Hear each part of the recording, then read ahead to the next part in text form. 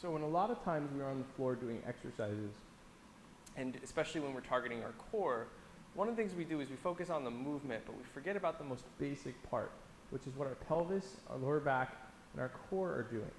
So what we're going to do here is we're going to find kind of a belt buckle up position, that posterior pelvic tilt, that's going to really activate and engage our core. That's going to be the foundation of a lot of the floor exercises that we do. So what I want you to do first is when you're on the floor, just bring your hands underneath your lower back and ask yourself how much of a gap is between your back and the floor. And if there's a good gap, what we want to do is learn how to crush that gap and get rid of it as much as we can. So what you're going to try to do is just tilt your belt buckle, pretend you're wearing a belt, and tilt it up towards your face. And when you do that, you probably are going to feel like your back is pushing into the ground. That's what we want. Also, you probably are going to feel your core muscles are going to kick in a little bit. We also want that.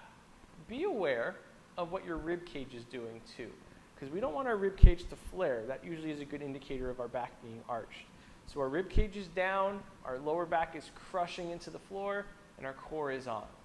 That's the preliminary position. That's like our foundational position to keep our core on. Now to really make that stick, one of the first things we can do is take a good deep breath.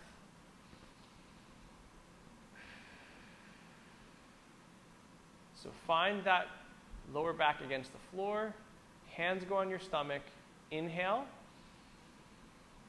and feel your diaphragm inflate, and then exhale, and feel it deflate. But the whole time, we're keeping that flat position against the back, against the floor with our back.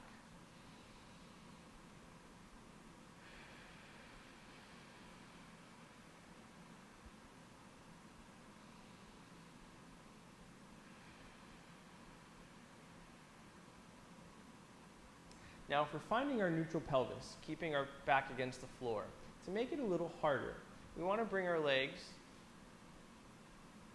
as straight as we can out in front of us. That's going to really force us to engage our core, because our back's going to want to arch naturally when we're in this position. Our pelvis is going to tilt anteriorly, and we're going to have a lot of space. So we want to tilt the belt buckle up, crush the lower back into the floor, core is on, rib cage is flat and down.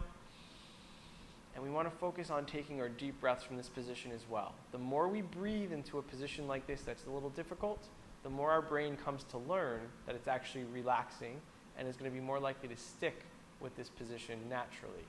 So take a good deep breath in. Feel the diaphragm inflate. Exhale. Feel it deflate.